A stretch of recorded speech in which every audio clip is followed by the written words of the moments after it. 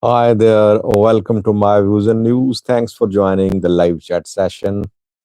Three main news stories in this live chat session for you. Before that, let me welcome the participants who have joined the live chat. Then a summary of the three news stories, and then one by one, I'll speak on these three topics. Klaus New, as always, is the first one. Welcome, Klaus New. Burji Suyama says hi. Daniel Dasselin joined too. Samuel Faleke here as well. Tilahun says hi, man. Mulki Zorio joined, says hi to me and to all viewers. How are you, Mulki?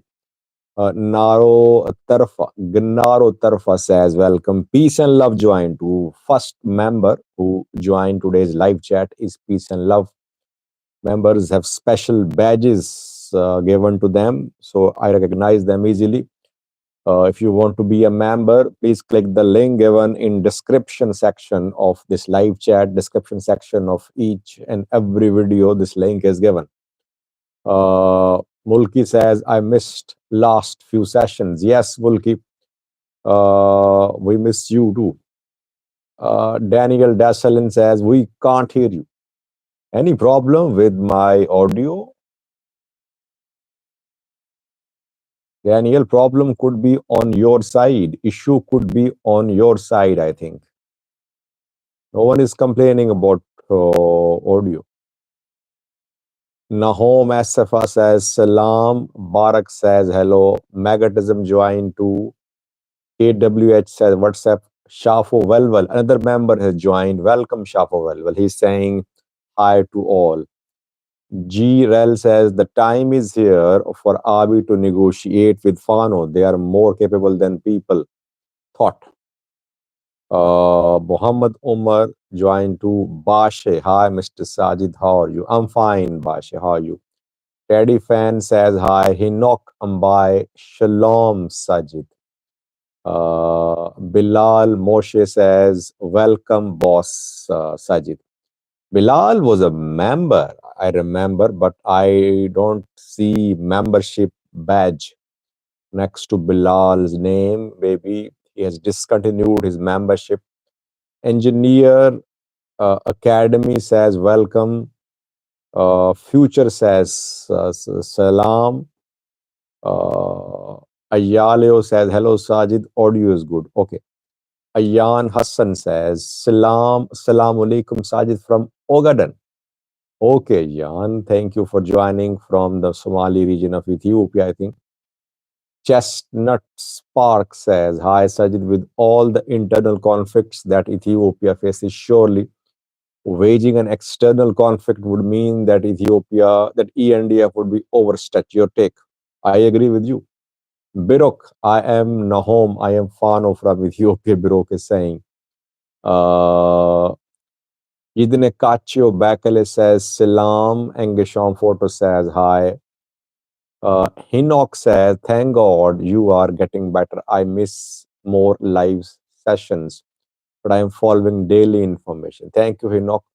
Insermo joined to Yando Lami joined.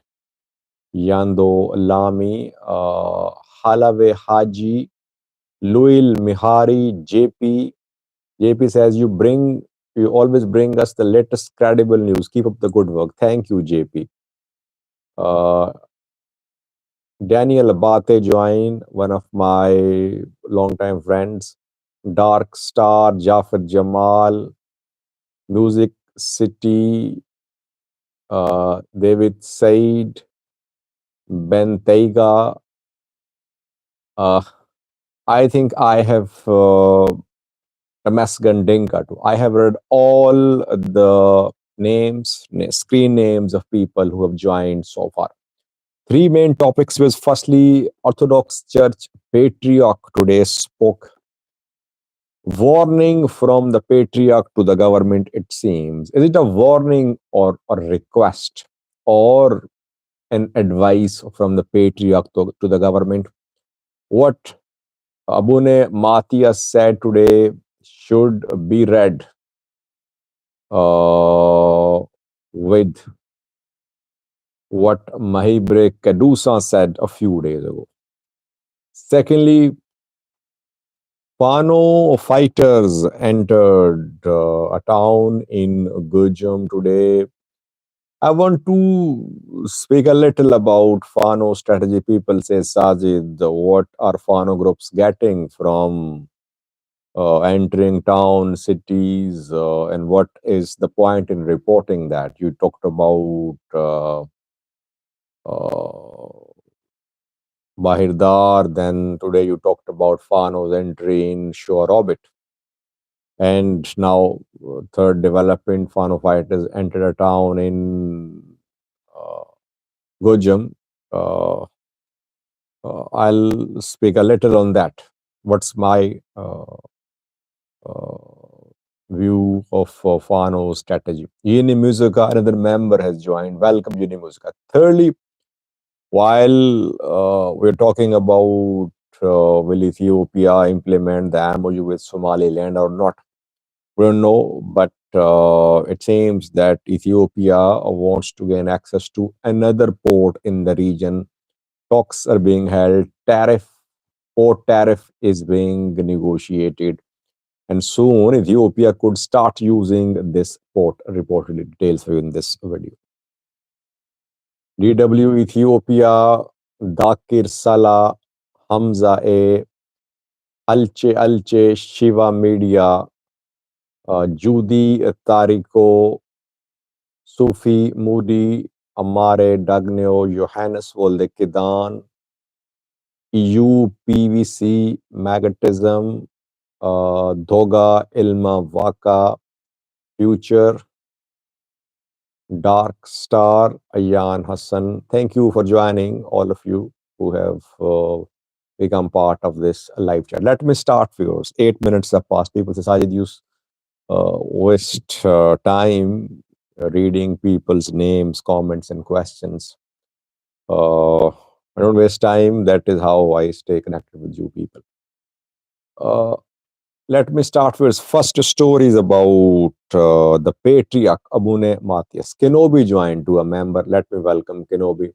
Warm welcome to you, Kenobi, and joining the live chat. Now, what did Mahibre Kadusa say? Yemasgan, another member, has joined. Welcome, Yemasgan. Yemasgan is very helpful. By the way, just one point I want to make before I start speaking. People here definitely support different groups, different parties in Ethiopia, in the Horn of Africa, different countries.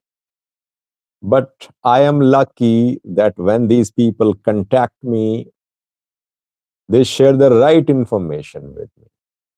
They don't try to mislead me. That is what I like about the viewers.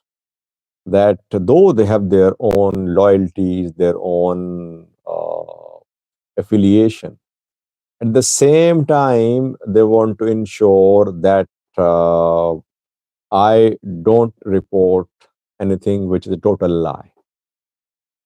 So, and they tell me this is what can be, should be shared, and this is off record. That is what I like about viewers who contact me, that they are very truthful in their sharing of information with me. Ted B says, I disagree, you are being misled. Well, okay, contact me, write to me, how am I being misled? Be specific. Problem is that people write a general comment. People say, Sajid, you are taking sides. I say, okay, explain. Tell me, how am I taking sides? Some would say, people, Sajid is Abi's boy is being paid.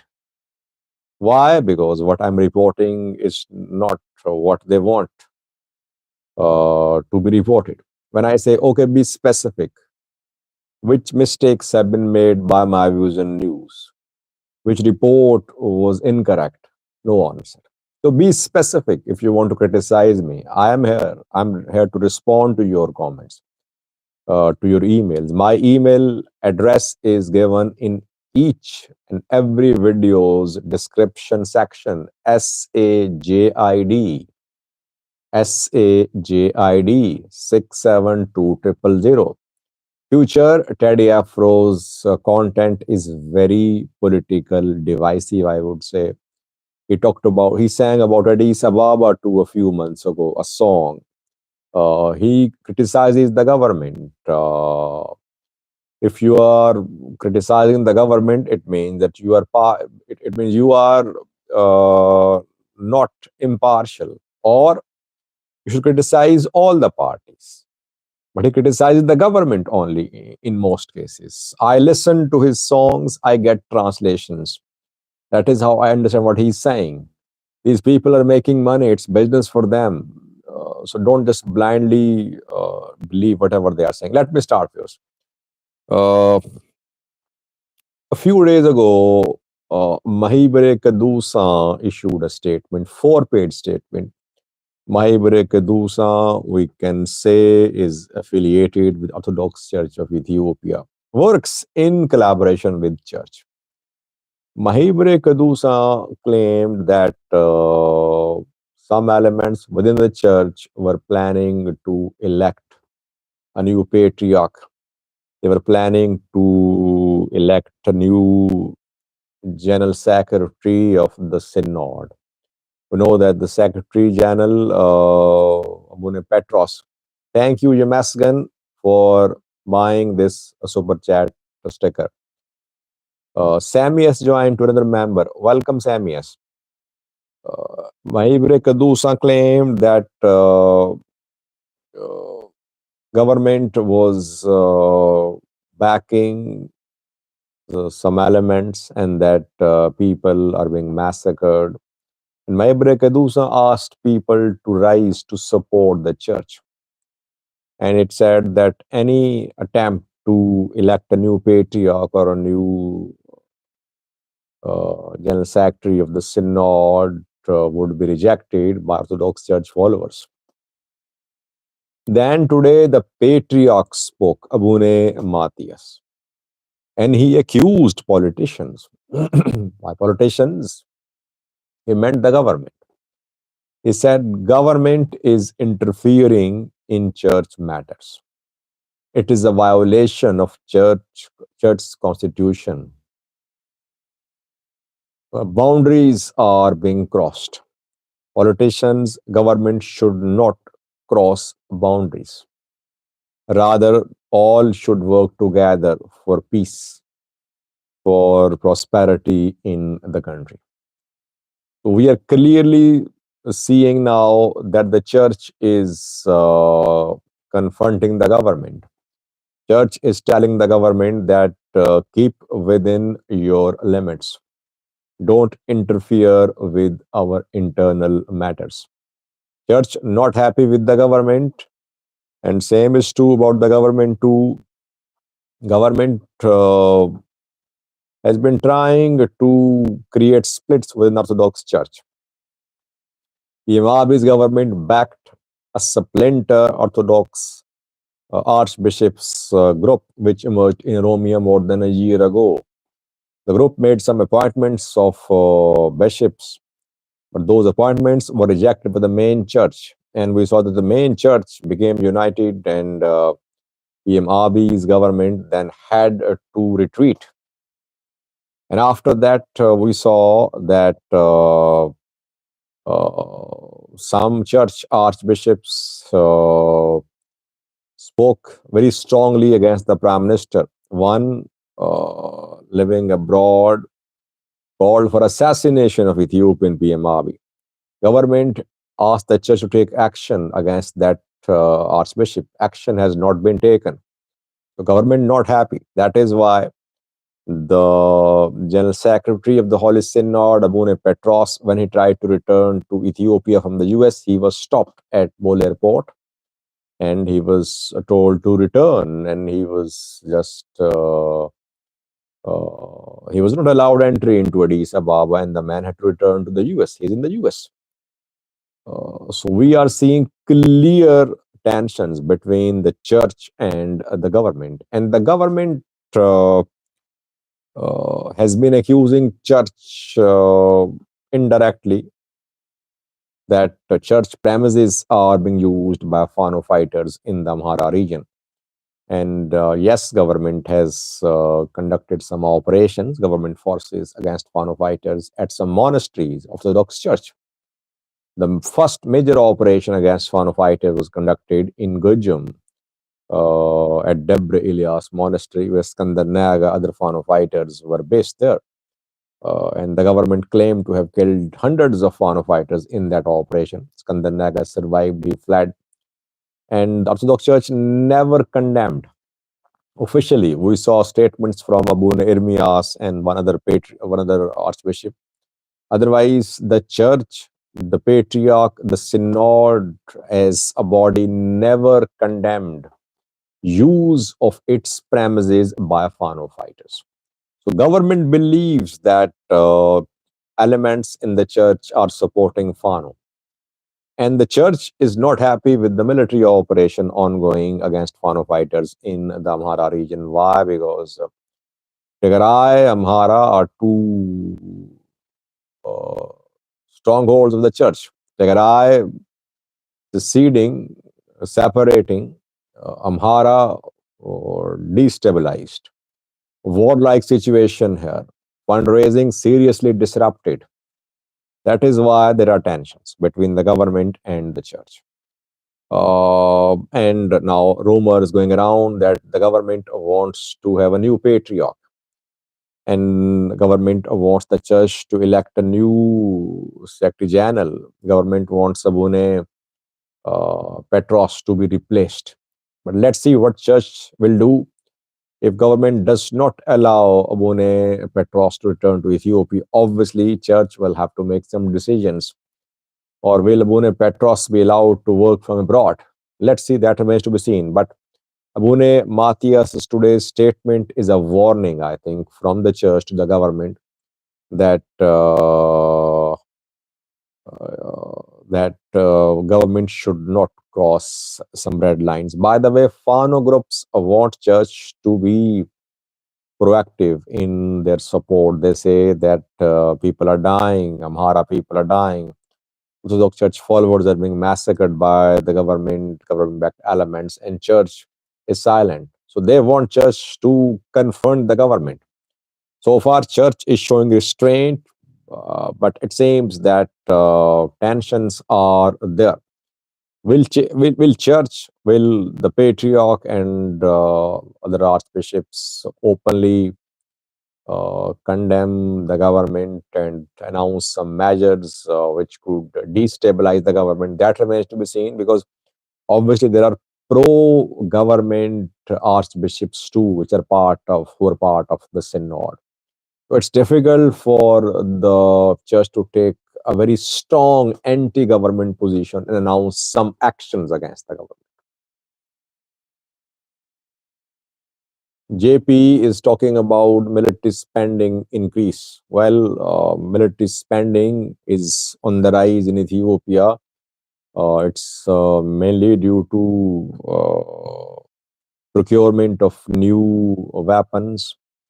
If you're buying most modern Turkish combat drones, Akinji drones, If you're buying guided munition systems, guided bomb systems, lasers, guided munition systems, obviously it costs money. And secondly, if you want to conduct a military operation in entire Amhara region, you'll need money. That is what is happening. Military spending is definitely going to increase. It's already on the rise.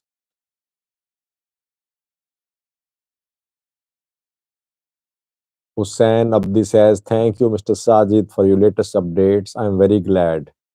Abiy Ahmed regime looking seaport and stop his aggression and arrogant behavior.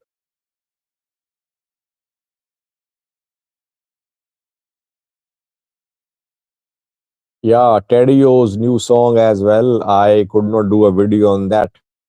Uh, I got translation of that song to, but I could not do a video. Uh, but for these singers, these songs are a way of making money. Uh, they should work more on the agenda of uniting people. But the way they release these songs and the symbol they use, it seems that they want to attract a particular type of audience, particular group of viewers, and that is where from where they earn money, I think.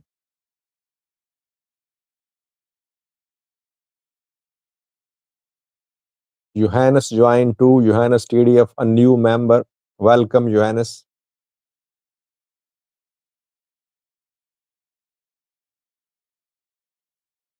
Ahmad Umar, thanks, Mr. Sajid. Keep your great work daily. Also, take care of your health, family too. Thank you, Ahmad. Now, second news story of yours, Fano groups. Uh, Hassan Khalif says, hi, my real, reliable, on time source. Thank you, Hassan. Fano groups. Earlier in the day, I reported about Fano's entry in shore orbit, which is in North Shore zone of the Amhara region. Fighting erupted there, street combat, urban warfare in shore orbit. And before I started this live chat, I got confirmation from Gurjum that the Fano fighters entered Feresbet. Feresbet is in Gurjum, it's in Diga Remote. And this is, I think, third or fourth time in the last 2 to 3 months that Fano fighters have entered Feresbet. We have seen several rounds of fighting and clashes between Fano and military in Feresbet, in Digadi mode. Don't strikes have been conducted here too, but still, Fano fighters retreat whenever they come under pressure and then they return. Now, people say, Sajid, what is Fano achieving from these attacks? They are running around. They don't hold any territory. So what is the ultimate objective? Are they registering any influence? Well, let me explain now. Let me explain the way I understand it. Fano groups receive real-time intelligence about the movement of military. How? Because they are in touch with people. It's not that they are using some high-tech devices to monitor the movement of military, but their main sources are human sources. Military cannot protect each and every town, city, building, facility in the Amhara region. It is almost impossible. Military cannot do that. Thank you, Kibrom. And militaries are not trained to protect civilian facilities, to handle civilian issues. But here in the Amhara region, the situation is that military is deployed. Tens of thousands of ENDF soldiers are deployed. But these tens of thousands of ENDF soldiers cannot protect all regional offices, all warad offices, all police offices, all militia camps. They cannot do that. Whenever Fano fighters receive information that there is no military in a town, they enter the town. They attack militia there. They attack police there. They steal logistics from there. They steal weapons from there. They retreat. Military unable to stop them. Military will remain unable to stop them. Military cannot stop Fano fighters from these hit and run attacks. But when Fano fighters enter town cities, what do? They kill people. They kill those who are supporting this operation against Fano. They kill government officials. They assassinate Prosperity Party members. They are not just entering for the sake of entering. No, they enter town cities to tell the people that they are the ones who are in charge. They are the ones who will dictate terms, that people should not even think of supporting military, supporting Prosperity Party. And if anyone supports military, supports government, he or she will not be tolerated. Who is the government then? Prosperity Party or Fano fighters? They're not in these town cities, but they are the government because they can enter these town cities. Why? Because military cannot remain deployed to each and every small town, village of the Amhara region. This is the picture on the ground, which I think is not hard to understand for people if you analyze the developments neutrally. This is how Fano groups have made the region ungovernable. Yes, they're not in control of Bahirdar. They're not in control of main town cities. But whatever is happening in main towns and cities, they know, and they register an influence in these town cities. Prosperity Party members, regional government officials, police militia members are scared because anytime Fano fighters can enter town cities and kill people. If they can enter Bahirdar and attack militia camps, they can enter any town city and kill militia members, police officials. What will happen after ENDF's withdrawal from Amhara region? Can ENDF remain deployed to Amhara forever? If the government is ready to keep ENDF deployed to Amhara forever, then you can say that Fano groups will never be able to reach Addis Ababa, will never be able to capture entire Amhara region. But one day, government will have to make some decisions. Either it will have to withdraw ENDF. By the way, it is trying all the options. It is trying to prop up militias, regional structures to fight against Fano fighters. This strategy not working. So either more ENDF will come into Amhara. ENDF will always remain deployed here, and this region will always remain a destabilized region. Or government will have to talk to Fano fighters.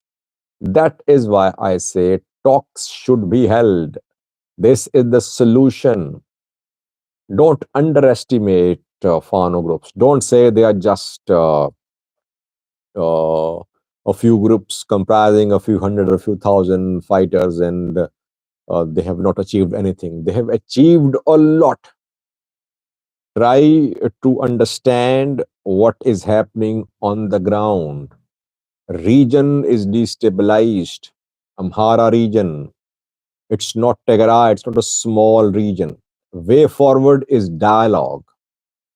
Otherwise, you'll see more instability in the Amhara region. Instability will spread.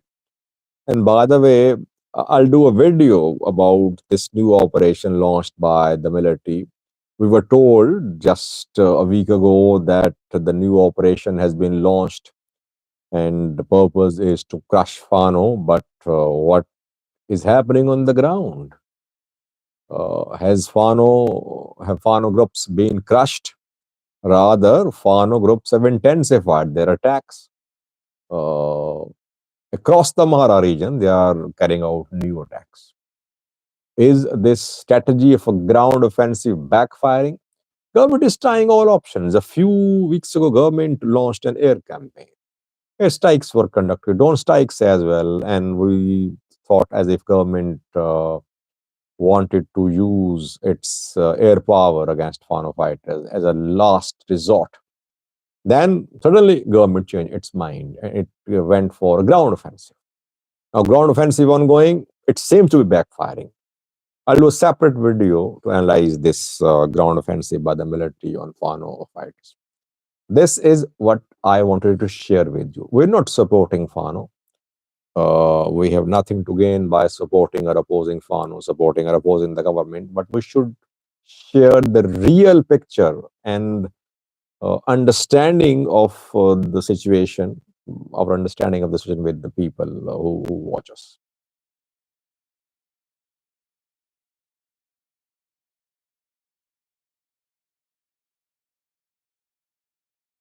Ascol says, Sajid, conflict send your country back decades. That's why Ethiopia, one of the oldest countries, hasn't it grown?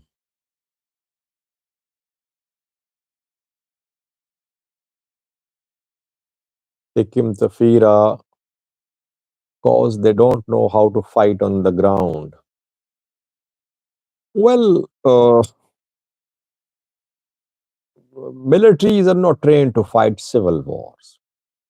In civil wars, I think public support matters a lot. On whose side is the public? Are people supporting military? Are they supporting Fano fighters? This is a very important question. Military trying to get public support, but I believe that Fano fighters have more public support than the military. One point, there are other factors too, which indicate that military is facing problems in the region. Lastly, viewers, Ethiopia looking to use another port. We know that Ethiopia, landlocked country, dependent on one port for years, Djibouti port. Uh, Ethiopia, when Ethiopia Eritrea were under one administration, Ethiopia had access to ports. Eritrea became a separate country, and Ethiopia lost access to sea. So Ethiopia continued using a support, but Meles Zenawi decided to move to Djibouti port use. And some till today criticize Meles Zenawi, that Meles should not have stopped using a support. Though Meles supporters say that Eritrea was harassing Ethiopian traders, so Ethiopia had to start using Djibouti's ports. Ethiopia using Djibouti's port for around 2 decades. And now PM Abiy's government says that Djibouti has been blackmailing Ethiopia, minting money from Ethiopia, demanding increase in port tariffs. Ethiopia should diversify use of ports. It should have access to several ports. And agenda item number one these days on government's priority list is that Ethiopia should have access to more and more ports. That is why Ethiopia signed an MOU with Somaliland to gain access to Berbera port and to build a naval base in Somaliland. That MOU is hard to implement.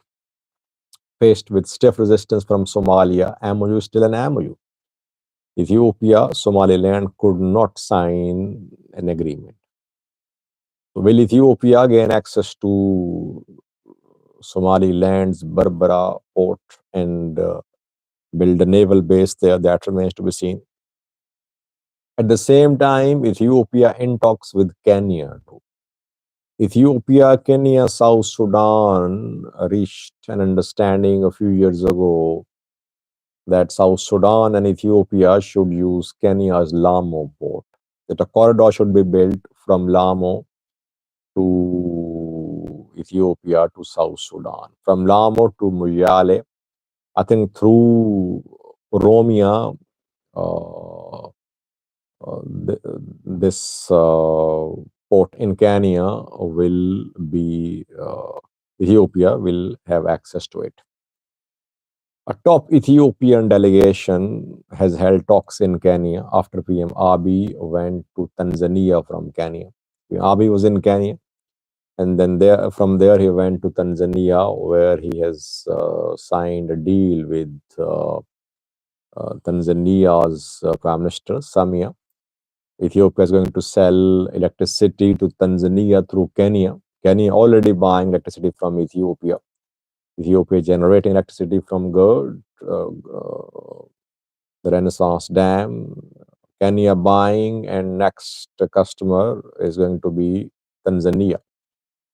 After PM Abiy's departure from Kenya to Tanzania, a top Ethiopian delegation visited Kenya, and there the two delegations, Kenyan and Ethiopian, discussed about Lamu port, and some understandings have been reached. Ethiopia wants to start using Lamu port, and Ethiopia wants tariff to be finalized. In coming days, Ethiopia and Kenya could reach an agreement about the port tariffs. Whether Ethiopia gains access to sea through Somaliland or not, it has decided that it wants to use more than one ports. Kenya welcoming Ethiopia. Kenya, you saw how PM Abiy was welcomed in Nairobi by William Ruto. Ethiopia is a customer. Kenya would earn money from Ethiopia. So it's a business opportunity for Kenya. But obviously, Ethiopia isn't going to build a naval base in Kenya. Kenya won't allow that, maybe. So, Ethiopian plan is very clear that it wants to have access to several ports in the region. Djibouti's port, one of the ports, Berbera in Somaliland, Kenya's Lamu port too, and maybe later Eritrea's Assab and some ports in Somalia too. If Ethiopia is using the several ports, maybe it will be in a position that no one country will be able to blackmail Ethiopia. But can this diversification of port use by Ethiopia lead to economic progress? That remains to be seen.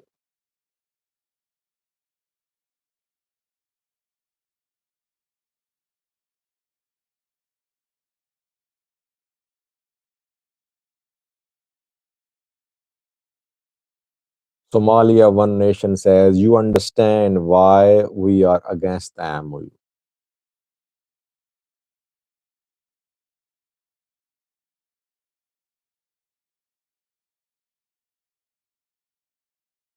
Ibo Salio says, Sajid, why is Abiy not worried on this war against Fano as he did during Tigray war? Yeah, very important question, by the way. Government is not panicking. Government definitely panicked when Tigray forces were on the move. Well, government will panic the day Amhara region comes under Fano control.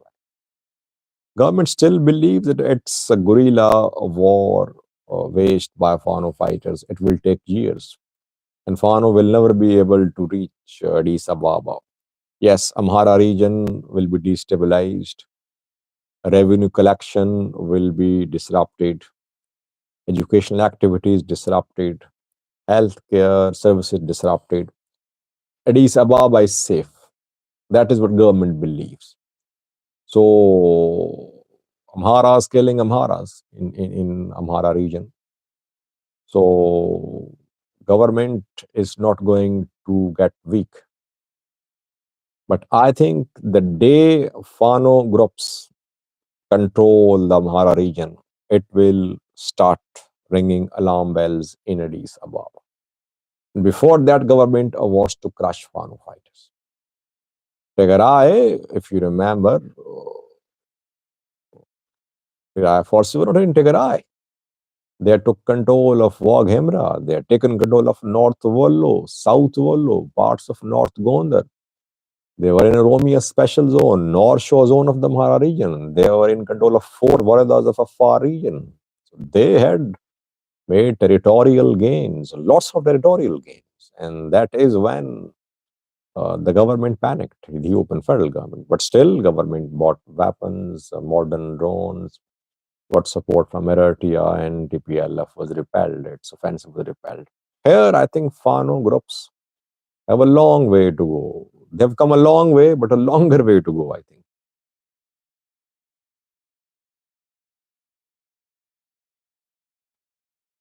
Because 41 minutes have passed, I think we should end this live chat now. Chestnut Spark said, do you think Ola has reduced its operations? And if so, is to reduce pressure on ENDF to enable to crush Fano? Oh, yeah, to some extent you can say that. If Fano becomes a real threat to Addis Ababa, what will Ola do? Will it support Fano or will it support ENDF secretly, if not publicly, in the operation against Fano? I believe that Ola will give ENDF silent support for operation against Fano. Ola won't want Fano to reach Addis Ababa.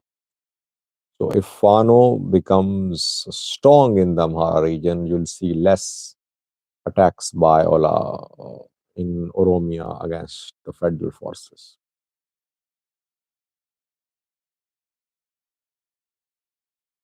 Sajid, Turkey will take mediator role, said Erdogan. Versame says. Yes, Versame, I mentioned that 2 days ago. When Erdogan met with Hassan Sheikh, he expressed his interest in mediating between Ethiopia and Somalia. But will the two parties accept Erdogan as a mediator? I think for Ethiopia, Turkey is a party now because it has signed a defense pact with Somalia. Somalia maybe does not want mediation as well. It wants Abiy's government to withdraw from the MOU before the start of any mediation, any talks. This gesture of goodwill from Erdogan about mediation won't be helpful, I think.